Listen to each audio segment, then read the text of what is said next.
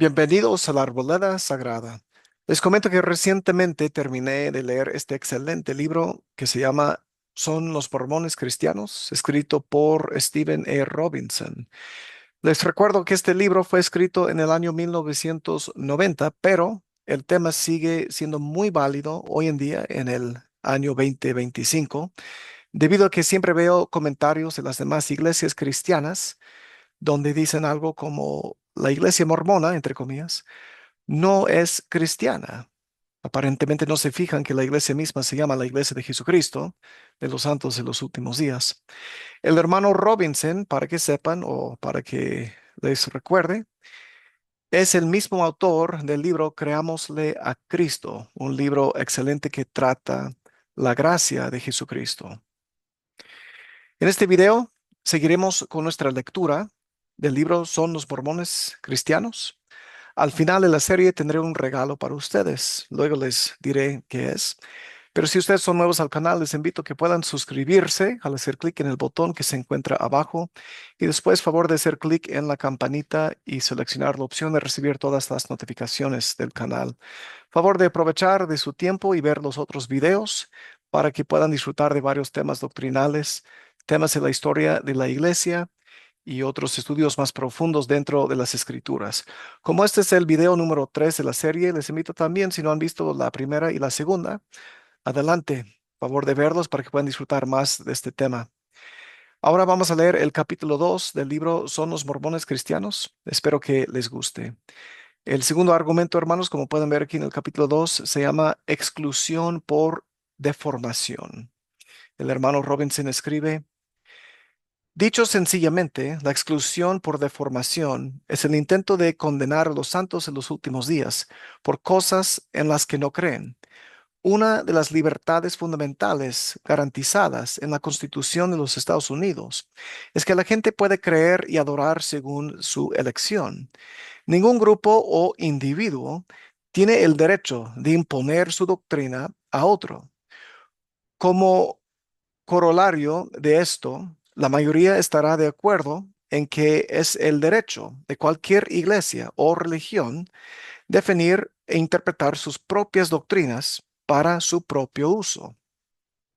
Los metodistas deciden lo que los metodistas creen y los bautistas deciden lo que los bautistas creen. Así, las doctrinas del metodismo serán lo que los metodistas determinen y no lo que otros digan que son o que deben ser. Lectores de la mente antimormones. Pero una y otra vez se les niega a los santos en los últimos días este privilegio básico de definir e interpretar sus propias doctrinas. Muy frecuentemente el intento de un santo de los últimos días de explicar los principios de su fe a los no mormones será interrumpido por alguien o por algún autotitulado perito que diga: esto es lo que usted cree. Entonces seguirá un recitado de necedades que, ciertamente, no son enseñadas por la Iglesia Sud. Considérese este absurdo.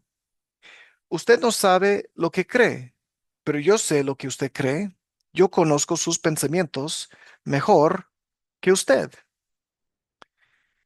Muchas veces en mi carrera profesional he tenido la oportunidad de decir: lo siento, pero no creo eso, solo para escuchar que algún antagonista asegurara vigorosamente que también yo en realidad, secreta y privadamente, creía en ello. Le doy mi palabra, he respondido. Soy la autoridad máxima en cuanto a mis propias creencias y nunca he creído lo que usted dice que creo. Usualmente tal declaración de mi parte es inútil, pues estos individuos ya han decidido por sí mismos cuáles son mis creencias y las de la Iglesia Sud, y generalmente no aceptarán ningún testimonio de lo contrario. Se me niega, por lo tanto, el derecho a definir mis propias creencias. Estos individuos generalmente insisten en que la doctrina mormona es mejor entendida e interpretada con más exactitud por no mormones que por mormones. Frente a un mormón razonablemente informado diciéndoles, esto no es y nunca ha sido la doctrina de mi iglesia, prefieren creer en algún panfleto o clérgico antimormón. De hecho, se ha convertido frecuentemente en artículo de su propia fe el insistir en que los santos en los últimos días creen en cosas absurdas y tontas que ningún miembro de la iglesia en el mundo jamás ha escuchado sean enseñadas como doctrina. ¿Será la doctrina mormona lo que los mormones dicen que es o lo que los oponentes dicen que es? Cuando los no mormones intentan imponer doctrinas sobre los santos en los últimos días o interpretarlas por nosotros, las falacias resultantes generalmente caen en una de tres categorías: invención absoluta, distorsión de doctrinas sud, genuinas a formas irreconocibles, o la descripción de anomalías de la tradición sud como enseñanzas importantes u oficiales. Número uno, invención. Un precedente en el tema de invención absoluta es sentado por una experiencia de la compañía Procter y Gamble. A comienzos de la década del 80, en una franja extrema del ambiente religioso se echó a rodar el rumor de que Procter y Gamble, la compañía de jabones, pertenecía a satanistas y que todas sus ganancias eran para la iglesia de Satanás. Aparentemente algún, entre comillas, cristiano había advertido que el antiguo logo de Procter Gamble muestra al hombre en la luna y a 13 estrellas honrando a las 13 colonias, y sin evidencia alguna decidió que este era un símbolo satánico. Pronto, hojas fotocopiadas detallando los pecados de Procter y Gamble estaban circulando por todo el país y la historia crecía a medida que se expandía. Finalmente se declaró que Procter y Gamble pertenecía por completo a la iglesia satánica y que sus directores habían aparecido en el show de Donahue hablando sobre sus vínculos con el satanismo. Encontrándose atacados por fanáticos religiosos, Procter y Gamble reaccionó esperando que una historia tan absurda y tan fácilmente refutable pudiera ser rápidamente detenida. La compañía destinó un número telefónico sin cargo para la opinión pública. Contrató detectives privados para descubrir quién estaba propagando las mentiras. En muchos estados se entablaron pleitos en contra de aquellos panfletos que contenían las falsas historias. Fueron enviadas a todos los ministros de las zonas afectadas cartas de relaciones públicas con declaraciones de Billy Graham, Jerry Falwell, Jimmy Draper, de la Asamblea Bautista del Sur, de Joseph Bremardin, el arzobispo católico de Cincinnati, todos certificando que la historia era mentira. Declaraciones de la gente de Donahue negaron que alguien de Procter y Gamble hubiera alguna vez estado en el programa o que Donahue hubiera alguna vez hecho un programa sobre el tema. Todo en vano. Los extremistas religiosos creían y publicaban lo que querían sin importar la calidad y cantidad de evidencia en contra. El tener la verdad no era tan importante para ellos como el tener un blanco. Después de luchar durante años usando todos los recursos legales, financieros y de relaciones públicas de una de las compañías más grandes de América, un incrédulo, ah, Procter y Gamble, tiró la toalla y descartó su logotipo. Simplemente no pudieron detener las obstinadas y deliberadas invenciones de los extremistas religiosos. El punto es este. Si una entidad tan inocua como una compañía de jabón puede convertirse en blanco de la irracionalidad religiosa y ser totalmente incapaz de detener la subsecuente campaña de mentiras, ¿qué oportunidad tienen los santos en los últimos días? Porque básicamente el mismo elemento que tendió la emboscada a Procter y Gamble es el que produce y divulga las más absolutas invenciones sobre los santos de los últimos días y sus creencias. Pero estos no contrataban abogados, pero estos no contratan abogados ni detectives privados, ni hacen campañas de relaciones públicas masivas para enfrentar las invenciones. Simplemente continúan enseñando sus creencias, sus verdades, sus verdaderas creencias a aquellos que quieran escuchar. Desafortunadamente, aún personas tan informadas como para creer en el asunto de Procter y Gamble son a veces engañados por la misma literatura ultrajante, si ésta es en contra de los santos de los últimos días. Una vez en el año 1983, cuando nuestra familia estaba viviendo en Pensilvania, nuestra hija, Sara, entonces de 10 años de edad, volvió de la escuela, visiblemente alterada. El tema de los pioneros mormones había surgido en clase y la maestra había preguntado si alguien conocía algo sobre los mormones. Antes que Sara pudiera responder, uno de sus compañeros dijo, mi papá dice que los mormones son personas que viven en Utah y adoran ídolos. Sara respondió rápidamente, bueno, nosotros somos mormones y no adoramos ídolos. Pero la maestra no le apoyó y muchos de sus compañeros nunca le creyeron, en gran parte porque ya habían sido enseñados en sus escuelas dominicales que los mormones adoran ídolos o a José Smith. Una vez más, el testimonio personal de un santo de los últimos días contemporáneo fue rechazado en favor de una popular invención antimormona. Así planteada, la cuestión trae a la memoria una popular idea cristiana que circuló en la Edad Media y aún después sobre las creencias judías.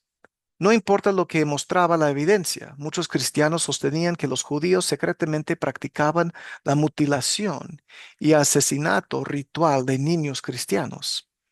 A veces, a través de los siglos, miles de judíos han sido asesinados como resultado de esta y otras invenciones cristianas. Esta idea cristiana acerca de las creencias judaicas llegó a ser parte de la fe cristiana popular, aun cuando no tenía nada que ver con las creencias y prácticas reales del judaísmo.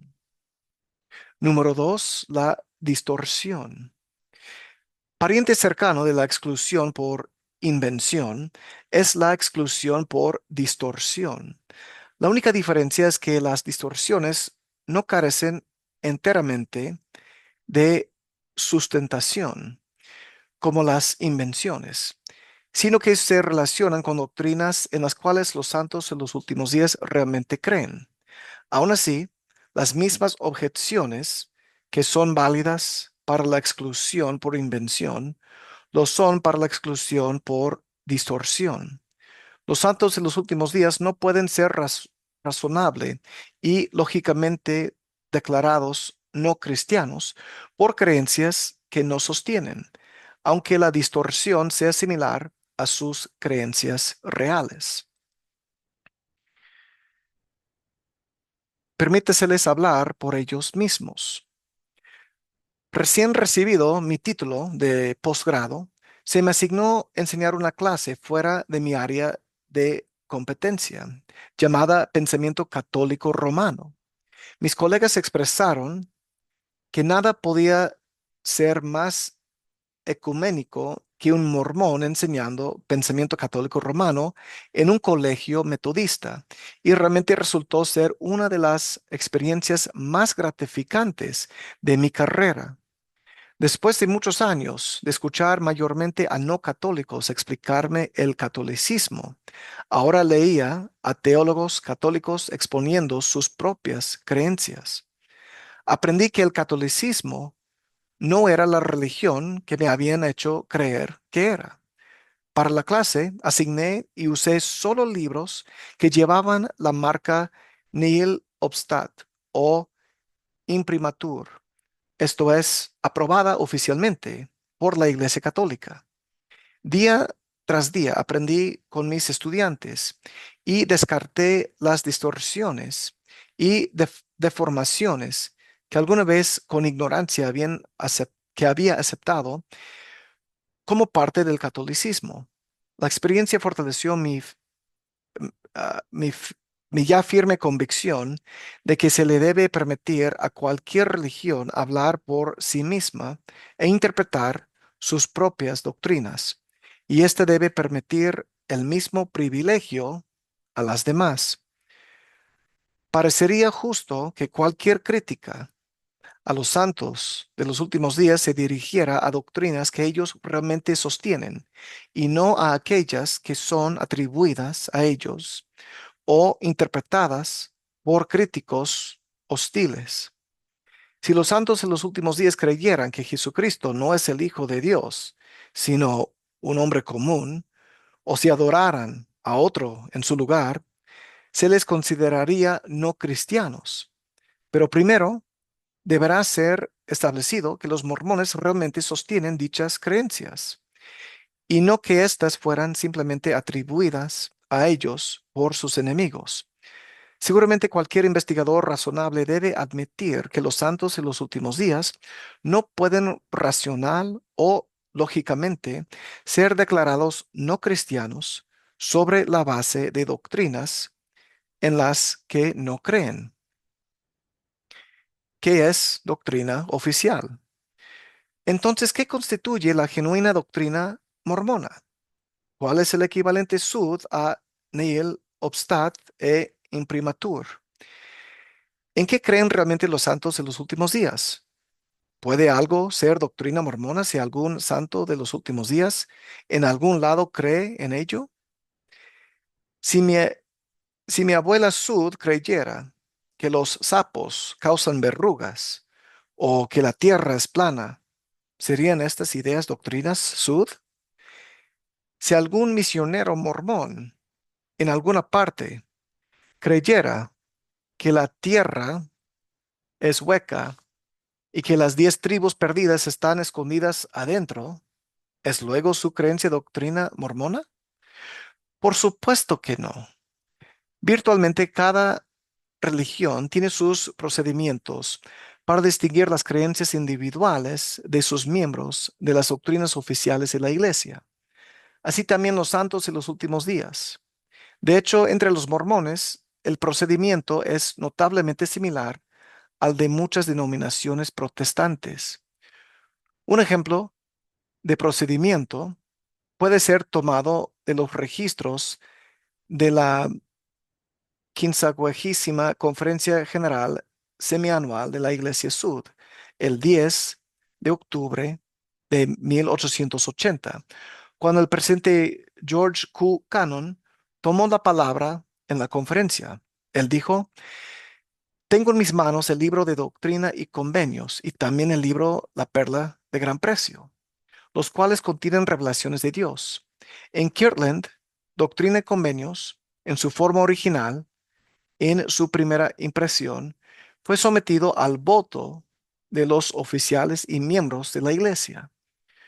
Como se le han efectuado adiciones por la publicación de revelaciones que no se encontraban en la edición original, ha sido considerado sabio someter estos libros con su contenido a la conferencia, para ver si la conferencia aceptaba estos libros y sus contenidos como provenientes de Dios, como obligación sobre nosotros, como pueblo y como iglesia. Ese es el final de la cita del Elder Cannon, del presidente George Q. Cannon. Cambios subsecuentes de contenido de las obras corrientes de la Iglesia han sido de igual manera presentados a los miembros en la conferencia general para recibir el voto de sostenimiento. Es este voto de sostenimiento dado individualmente por cada miembro o por sus representantes lo que hace que los cambios sean oficialmente obligatorios para ellos como doctrina de la Iglesia. Cuando Wilford Woodruff, como presidente de la Iglesia, comprometió a los santos en los últimos días a discontinuar la práctica del matrimonio plural, su declaración oficial fue sometida a la 60ª Conferencia General Semianual, el 6 de octubre de 1890, en la cual se la aceptó por voto unánime como autorizada y obligatoria. Fue ese voto lo que hizo oficial el documento. Está actualmente impreso como Declaración Oficial 1 en Doctrina y Convenios. En manera similar, cuando el presidente Spencer W. Kimball declaró en 1978 por revelación del Señor que de allí en más el sacerdocio iba a ser conferido a todo miembro varón digno. Este pronunciamiento llegó a ser la Declaración Oficial 2 por el voto de sostenimiento en la Conferencia General el 3 de septiembre de 1978. B. H. Roberts, una autoridad general de la Iglesia Sud, resumió este tema quizás mejor que cualquier otro lo haya hecho. La Iglesia ha limitado sus fuentes de doctrina por las cuales está dispuesta a comprometerse ante el mundo a las cosas que el Señor ha revelado, las cuales la Iglesia ha aceptado oficialmente y solo a aquellas. Esto incluirá la Biblia, el Libro de Mormón, y Doctrina y Convenios, y la Perla de Gran Precio. Estos han sido repetidamente aceptados y aprobados por la Iglesia en conferencia general y son las únicas fuentes de recurso para nuestra doctrina. Esa es la cita del elder B. H. Roberts. Por supuesto, es cierto que a muchos santos en los últimos días, desde los presidentes en la iglesia y miembros del Quórum de los 12, hasta miembros que puedan escribir libros y artículos, han expresado sus propias opiniones en asuntos doctrinales. No obstante, hasta que estas opiniones sean presentadas a la iglesia en conferencia general y sostenidas por el voto de la conferencia, no son doctrina obligatoria ni oficial de la iglesia. Las críticas a la doctrina sud rara vez conocen esta diferencia vital. Más bien, si algún santo en los últimos días, especialmente uno de los líderes, alguna vez dijo algo, estos críticos lo toman para representar al, entre comillas, mormonismo, sin tener en cuenta el contexto de esa declaración en particular, y sin importar si algún otro miembro de la iglesia alguna vez lo dijo o lo creyó.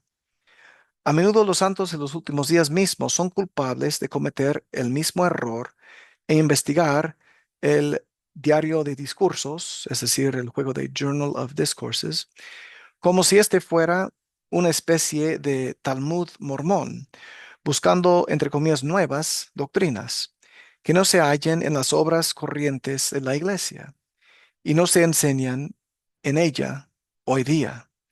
Usualmente los críticos insisten en que los santos en los últimos días deben defender como doctrina todo cuanto José Smith o Brigham Young o cualquier general alguna vez dijo. Pero el concepto sud de doctrina no puede estirarse tanto.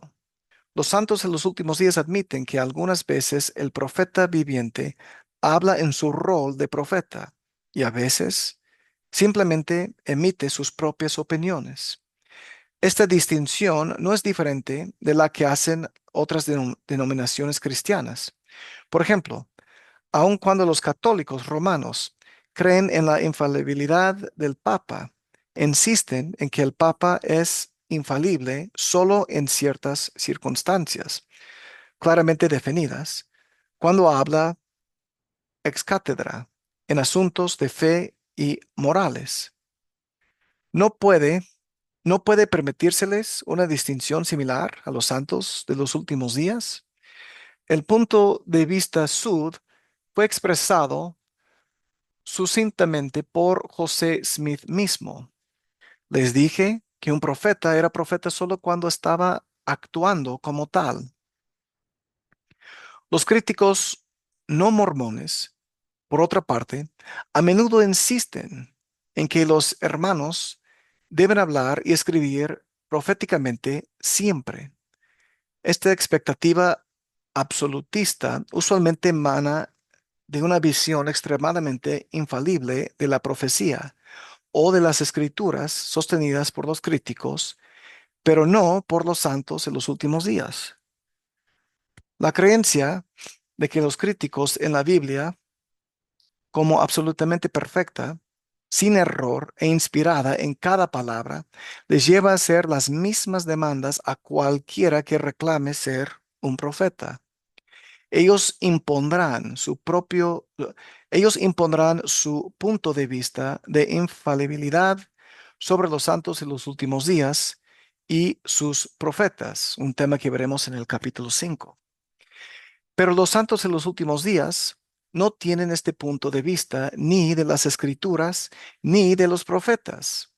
Las escrituras son la palabra de Dios, pero solo hasta donde estén traducidas correctamente.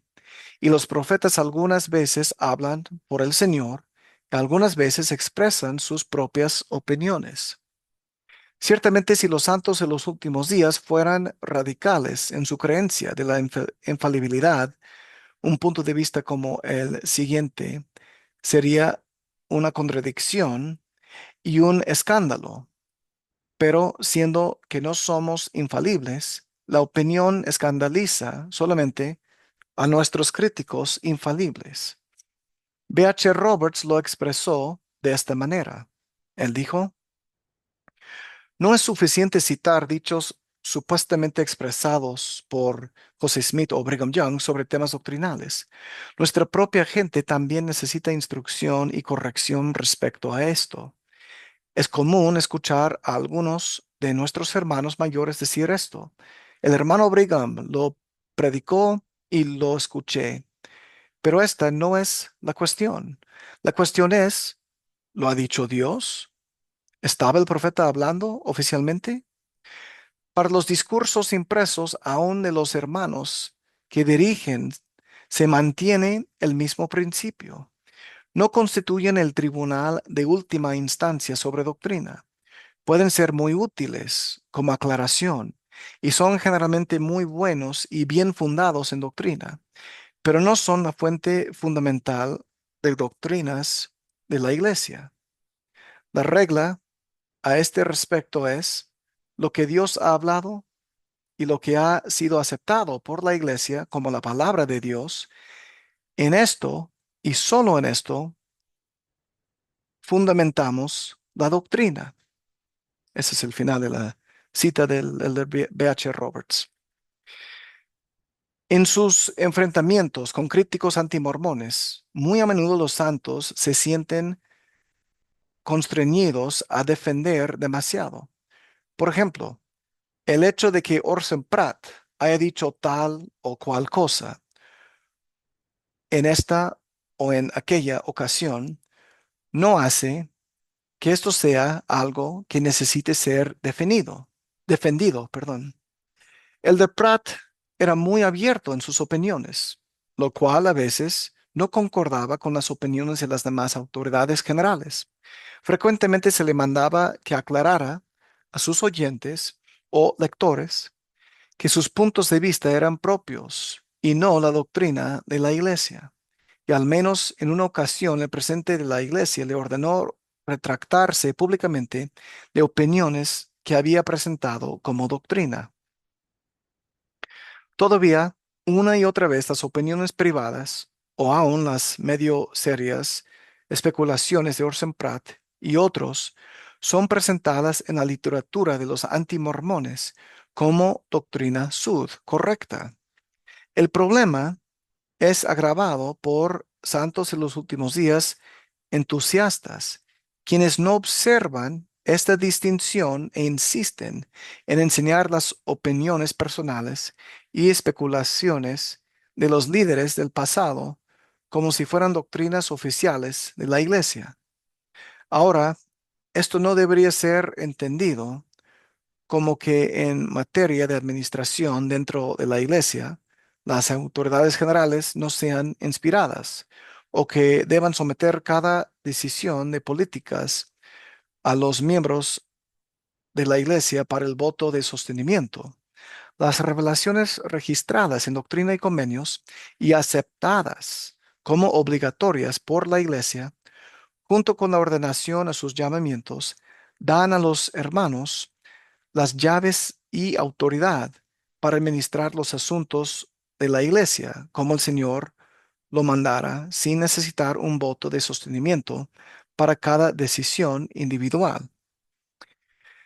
Así, la Iglesia en conferencia sostiene solo a los individuos que tienen las llaves, pero no necesita sostener separadamente cada detalle de su administración. Consecuentemente, las políticas y procedimientos de la Iglesia son, entre comillas, oficiales e inspiradas cuando aquellos que tienen las llaves de ese ministerio unánimemente lo declaran así.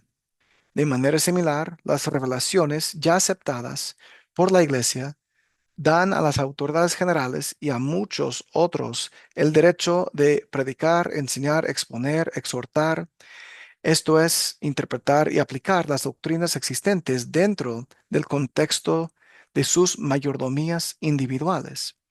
Los hermanos no necesitan mayor autorización o voto de sostenimiento para interpretar, definir y aplicar las doctrinas de la Iglesia, o para administrar sus asuntos y dictar sus políticas y procedimientos, que el ser sostenidos en conferencia como profetas, videntes y reveladores, como miembros debidamente ordenados de sus respectivos quórums. Los santos en los últimos días creen que las autoridades generales reciben revelación e inspiración de Dios constantemente en la administración de los asuntos de la iglesia. También creen que los individuos dentro de la iglesia pueden recibir revelaciones personales aún en temas doctrinales para su beneficio personal. Cuando una revelación doctrinal es dada a uno de estos individuos, sin embargo, el Señor les manda que lo guarden para sí mismos, como dice Alma 12:9. Esta revelación no es para la iglesia en general, sino para el individuo. Ninguna doctrina nueva es obligatoria como doctrina oficial de la iglesia, a menos que haya sido recibida por el presidente de la iglesia y hasta que haya sido sostenida en conferencia general. Finalmente, desde el punto de vista sud, algunas cosas pueden ser correctas y algunas de esas opiniones son creídas por muchos santos, pero eso no hace que sean doctrina oficial de la iglesia.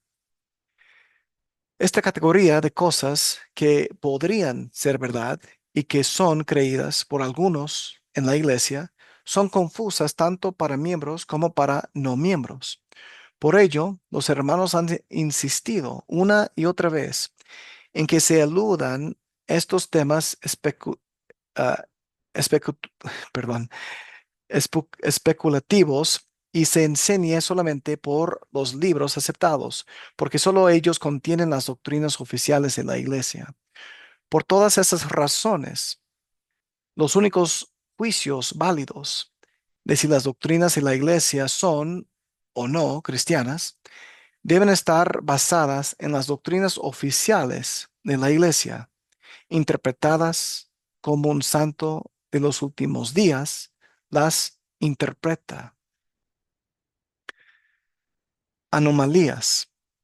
Otra manera en que los críticos antimormones a menudo deforman la doctrina sud es la descripción de anomalías como si fueran doctrinas de la iglesia.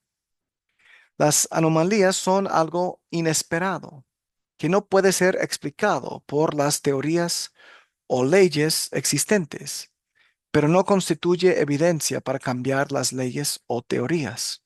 Por ejemplo, si un químico combina dos partes de hidrógeno y una parte de oxígeno 100 veces y 99 veces obtiene agua, pero en la número 100 obtiene alcohol, esto no significa que en un 1% de las veces las leyes químicas sean diferentes.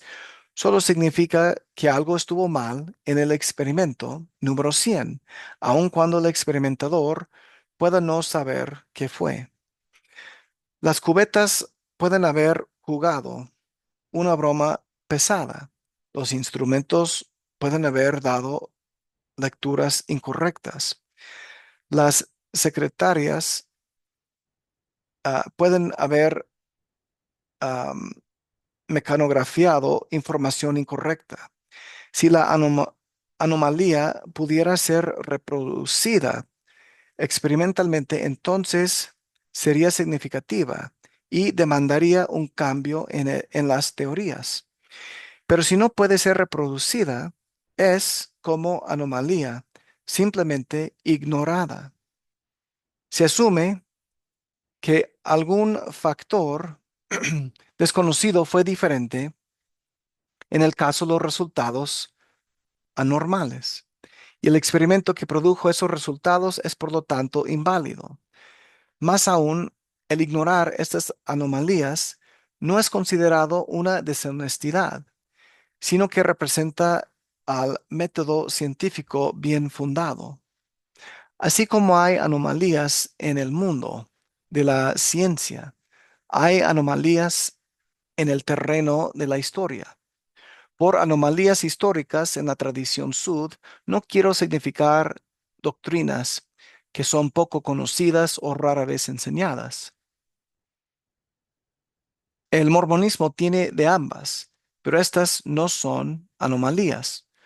Por anomalías sud, quiero significar declaraciones de líderes de la iglesia que no pueden ser entendidas ni aún por la iglesia y que no pueden ser reconciliadas con las doctrinas oficiales de la iglesia. Estas declaraciones pueden no concordar con la creencia y práctica de la iglesia, entonces y ahora, con subsecuentes hallazgos científicos, con las declaraciones de otro profeta y aún con el punto de vista declarado por el mismo profeta en otras ocasiones. Con las anomalías, la pregunta no es si debemos creer en el profeta. La pregunta es, ¿qué proposición nos está siendo presentada para que creamos? Para muchas iglesias cristianas, el texto de 1 Corintios capítulo 15, versículo 29, presenta una anomalía. De otro modo, ¿qué harán los que se bautizan por los muertos, si en ninguna manera los muertos resucitan? ¿Por qué pues se bautizan por los muertos? Para la mayoría de las iglesias no es una cuestión el hecho de creer a Pablo en el tema del bautismo por los muertos. La cuestión es saber qué quiso decir Pablo en enigmática referencia. Dado que la Biblia no da más información sobre el tema, muchos pueden llegar a la conclusión de que no conocen demasiado sobre lo que Pablo quiso decir para formular una doctrina. Entonces descartan el pasaje como una anomalía. Cualquier cosa que Pablo intentó decir fue indudablemente correcta, dicen, pero no estamos seguros de que sabemos lo que intentó decir. La teoría Adán-Dios. Un clásico ejemplo de una anomalía en las tradiciones de los Sud es la llamada teoría Adán-Dios. Durante la última mitad del siglo XIX, Brigham Young hizo algunas declaraciones sobre la relación entre Adán y Dios, que los santos de los últimos días nunca han podido entender. Dichas declaraciones están en conflicto con enseñanzas Sud anteriores y posteriores a Brigham Young, tanto como con declaraciones del mismo presidente Young en el mismo periodo de tiempo. ¿Cómo manejan los santos de los últimos días el fenómeno? No lo hacemos. Simplemente lo dejamos de lado. Es una anomalía. En una ocasión, mis colegas y yo en la Universidad Brigham Young tratamos de diluci- ah, dilucidar lo que Brigham Young podría realmente haber dicho y lo que significaría. No es asunto de creer o no creer. Si Brigham Young estuviera aquí, le podríamos preguntar qué fue lo que dijo realmente y qué quiso decir con ello, pero no está aquí.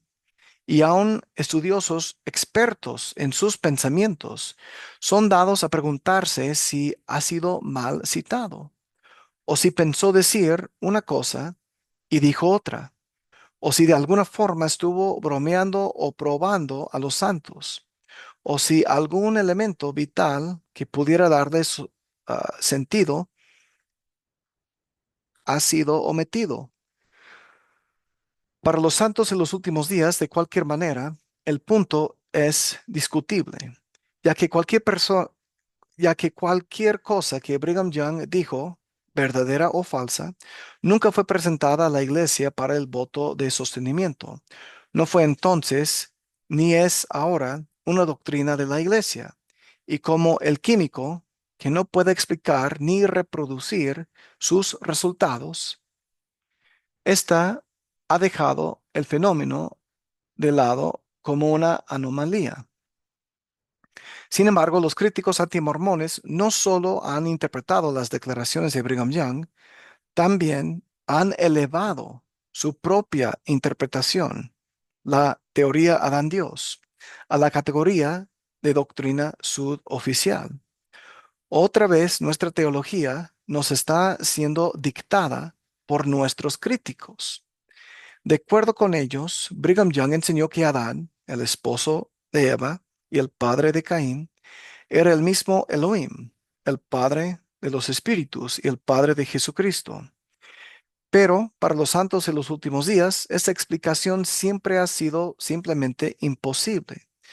Contradice las escrituras Sud, contradice las enseñanzas de José Smith, contradice otras declaraciones hechas por Brigham Young durante el mismo periodo de tiempo, contradice todas las enseñanzas de todos los profetas de este Brigham Young y contradice las sagradas ordenanzas de los templos Sud, con las cuales Brigham Young estaba muy familiarizado.